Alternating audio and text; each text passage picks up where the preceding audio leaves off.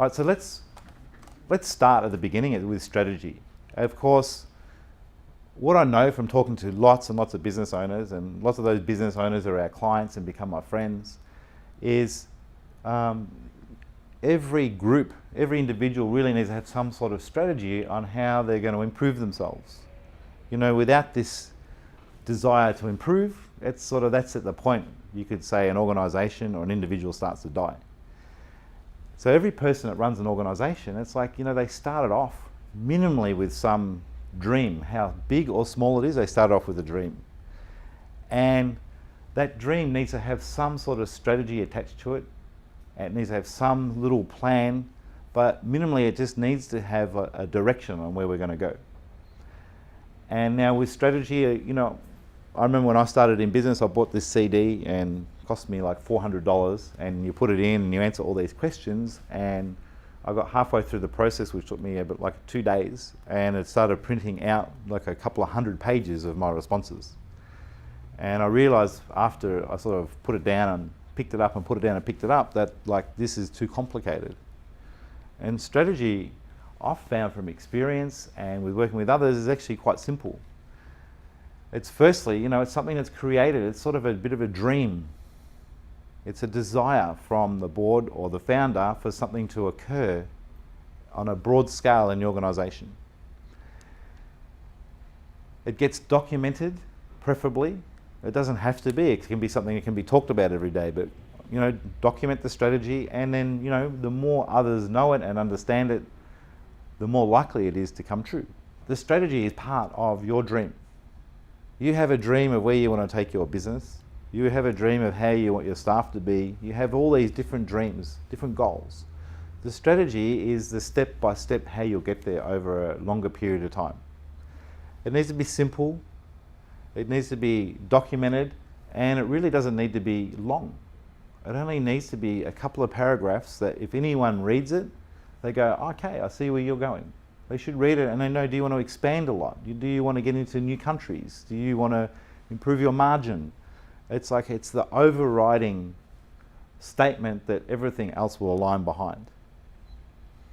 And I find that whenever I talk to someone, like I said, a business owner already has some strategy in their mind. They know they need to improve margin, or they know they want to open more stores, or they know they want to hire more productive staff. You know, they know they want to put a quality system in. They know like a little list of major things they want to achieve. And, you know, a lot of businesses don't have this documented. And so part of our process is actually to quite quickly and succinctly document your strategy. And we need to do that because that strategy is what actually makes up the mission. And that's why we call it mission hiring, because whoever comes in, you could say, is taking on the mission impossible, because they're going to pick up your strategy and run and execute it. They may also come in and improve your strategy with their experience in the marketplace, or their experiences at growing businesses or pushing products out to market or improving margins, is they may actually like make that strategy even better. So here's an example strategy that we did for a client. This client had been in business for 8 years. You know, they'd reached a small business with a few staff, a few subcontractors, and, you know, it was doing okay. The owners were making a comfortable living out of it. They didn't have to work so hard. But the owners decided that they wanted to grow this business. They were getting a little bit bored, and they wanted to have a larger business. They wanted to, you know, affect their market more. They had ideas and dreams. And so we sat with them, and, you know, they weren't really sure. All they knew is they wanted to grow the business. So we sat with them, we put them through what we call our mission calculator, and we came up with this simple strategy.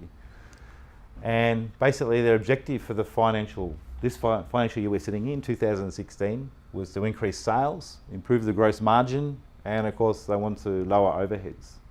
So if you do these numbers, it's like quite a profit improvement if you put this together. Okay, they have a little idea on how to do that, or their purpose, because they want to build an organisation to a certain size that they could deliver their energy-saving products. You know, these guys care about the environment, and they wanted to be able to have an effect more on the industry they're in. And then they have an idea on how to do this. You know, they'll basically, the simple thing is they had to increase their tenders, which would obviously help improve their margin.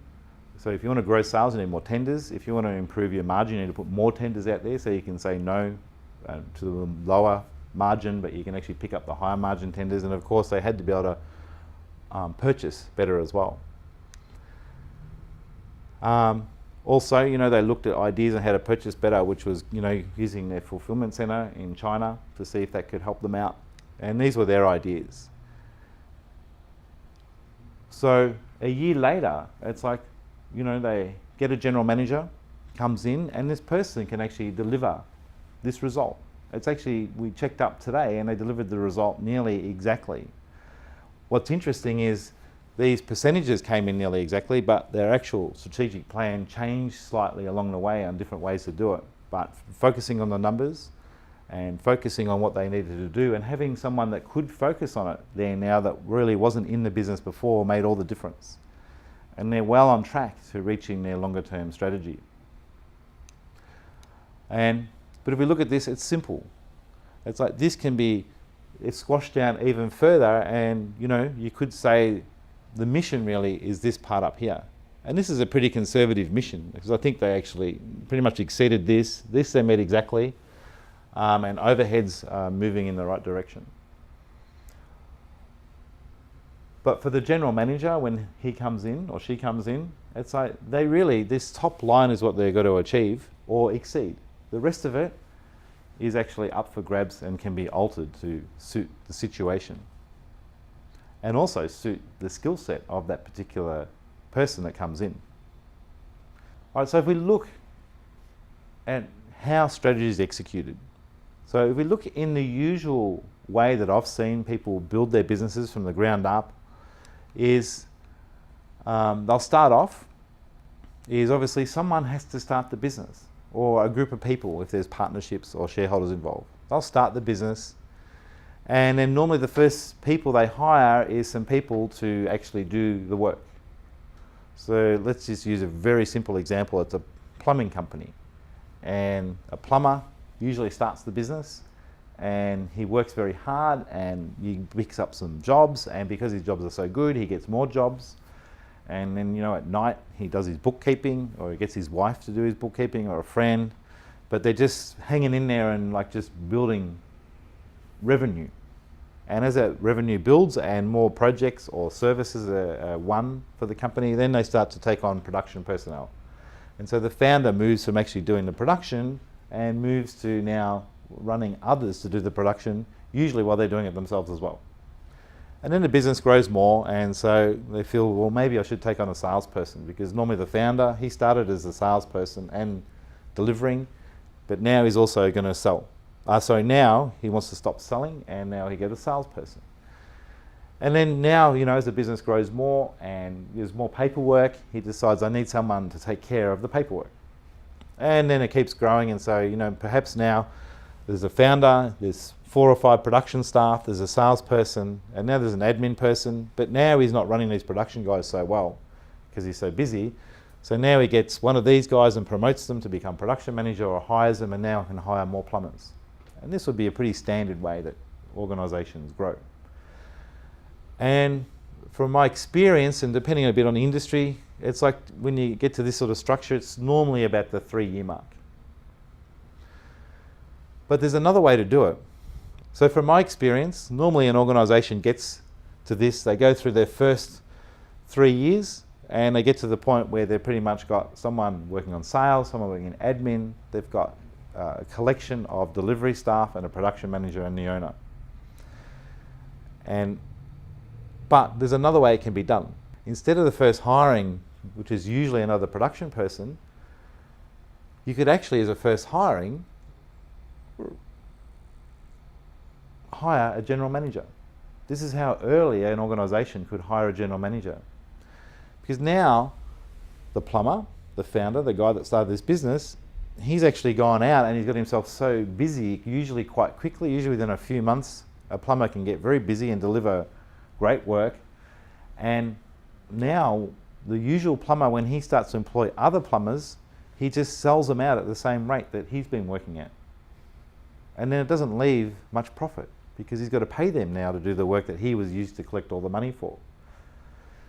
But now if he hires a general manager, he could actually stay on the tools, stay down there and doing the work, which sounds a bit odd. But now the general manager can come in and go, now let's look at the strategy. You want to make your plumbing company, you want to do major construction work, you want to have a big service department, that's going to be 150 staff, that's where you want to get to. Great. My specialty is in building businesses, and I can build the margin for you. I can build the systems, and we can work together with what you know about plumbing and how you service customers, and I can build all the business around that. Because, you know, when you go to trade school as a plumber, you're not really taught so much about business. You don't have a lot of experience with business. Usually you work inside a company that was run by another plumber that, you know, is, you know, maybe very professionally the way it's run, but it's still not run by someone that's actually built businesses in the past and this is what they're good at. So this general manager, he can come in now, allow the founder to do what he does best. He knows about plumbing. He knows what is needed to make plumbing efficient. This general manager knows what's needed to make an organisation efficient. And he knows what's needed to grow an organisation fast. And so now, you know, production personnel and the other roles can come on board under this general manager. He can do that. Well, this plumber makes sure that perhaps the quality of the work is right, the clients like their work. Meanwhile, the organisation could be growing within 3 years, could reach 50 or 100 staff rather than reach, you know, 10 or 15 staff in the first 3 years. Also too, the margin and the costs of doing business could be much different because this person is a specialist in building organisations. How do we know he's a specialist? Any ideas how you know this person is a specialist? Past experience. He's done it before. So, you know, it doesn't matter really if he has an MBA, that's nice. It doesn't matter if he's worked at large companies with big brands, that might be nice. But what we're looking for, why we know he's a specialist, because we look back at his past and see the value he's been able to create by building organisations or rolling products out at such a speed that the organisations had to build around it. And that's how we know this person is a specialist. We had one client who hired a general manager and they didn't tell us about it. They just decided one day they were going to hire a general manager, and this general manager was someone that actually was like their university professor in the past. It was someone that like they looked up to because, you know, this guy was the guru of business. And actually when they hired him, they put this guy on a salary of nearly $500,000 a year. And after 2.5 years of knowing this guy is the right guy and trusting his decisions, they had to let him go because the company had not only no more money, but it was now gone from 10% net profit to 20% net loss. And they let this guy go, and the only way they could save their business was to actually find investors to give them the cash flow they needed to basically get back in the way and rebuild their business.